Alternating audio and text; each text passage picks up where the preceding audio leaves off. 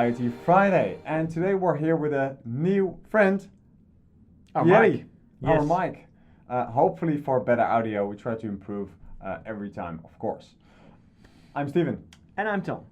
And the problem we pose to you even today is to look at some smaller or small-scale IoT platforms. We know there's a lot of big platforms out there, like Microsoft with Azure, like IBM or AWS, but we want to look at something smaller. Yeah, so what if you have a company that only wants to run several, maybe hundreds or not even 100 sensors, or the other way, when you have 100,000 sensors, but are very cheap and need to be cheap on the platform side as well. Because if that costs €5 per device per month and the device itself is very cheap, then it doesn't add up. Yeah, so we actually have two things here.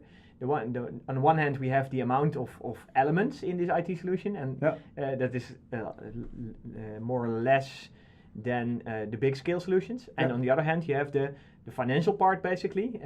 Can you get a cheap solution out there quickly even, right? Yeah, so that's even the third parameter. Right. If you have an Amazon, although you can configure it quite quickly to run for even 1 million sensors, because there is a lot of scalability in there. You still have to set up the databases yourself, everything around it to make sure to visualize the data, to analyze the data, and to do something useful with it.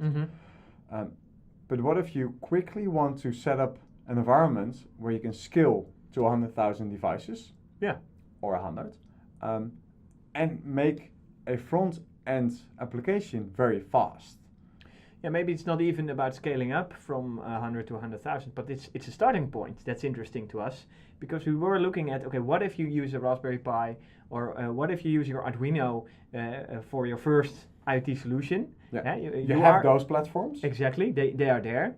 And how do you put them in a IoT environment in creating your IT solution, of course? So that is usable in production. Yeah, because it's nice that you have those platforms that are free to use, and you can hook up an Arduino, but then you want to use it in production, and they're just not made for that. Right. So we really see two sides. One is really production, high value IoT platforms, and the other one is really tinkering. Yes. But there's nothing in between. So let's say you're a startup and you want to get ready with your IoT solution next month and need to release 100 or 100,000 sensors. Yeah, what are you going to use? How do you go around? Yeah, and that's the question to you, actually.